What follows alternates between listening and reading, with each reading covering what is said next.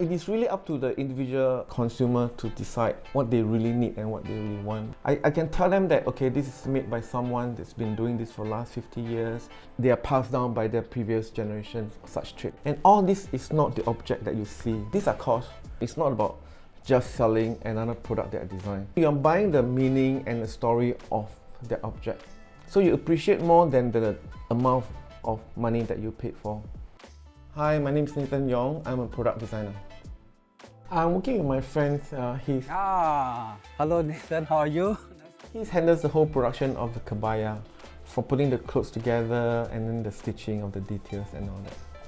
He's one of the last few who do these embroidery techniques, because they embroider and then they'll cut out the negative pieces, and it was used in the details of Peranakan clothing. I thought then we really have to tell the stories of how this thing come about. I find that creating this form of artwork, using this form of embroidery, is a skill set on its own, which not many people know, quite unfortunately. I think it's also a tribute to tradition. That was exactly how the kebaya was made then, simple, yet it became a form of art through the period of time. It started to become more valuable to me, especially when you know that we are in such a fast-paced society.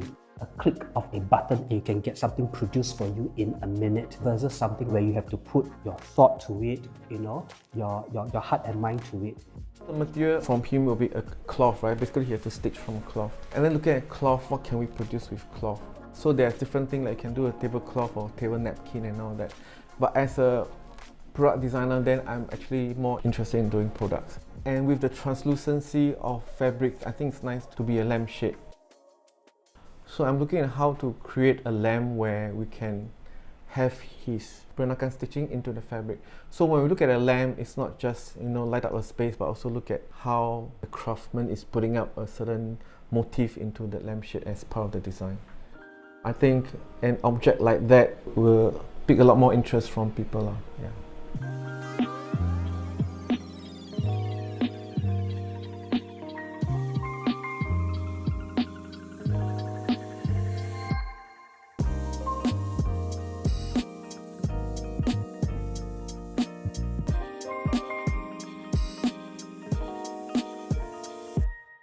Can you explain to us which part of the craft that you kind of have your hands on in this design? Let me just switch it out. Like the stitching and the whole. I was always amazed by how you reach this. This is the beautiful thing about this craft that is on the kebaya. If you notice a kebaya, besides the embroidery, it has got all this little like lace-like honeycomb thing. And then these are all basically crafted out from the material. Besides the embroidery, which is like the filling in of the embellishment, the colors, is also the cut out of the pattern. Where you will have to sew and cut and sew and cut to achieve this entire area. And then I think another beautiful thing is that every piece that's crafted this way will always be different somehow. Yeah, they're always different, yeah. And I know you're a designer yourself, so for this project, it's like I'm the designer and you are the one that make it. Any newfound experience? I think as a designer, to grow, it's always good to learn from another people. I see it as an opportunity to, number one, grow my design experience, and number two, tap into your mind. Another thing that I learned from this journey is also a test.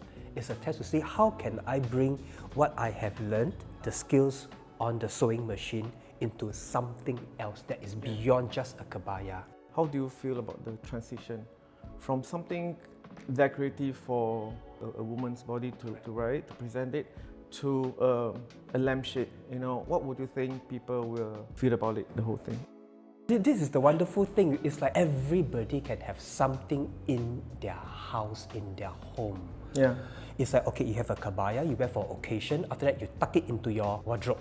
And I can imagine this lampshade, for example, it's like, okay, end of the day, I'm tired from work, and then I just go to my bedside, and then you just appreciate this thing, not just the light that's shining forth, but also just appreciate the little thing which I hope that it brings happiness to people.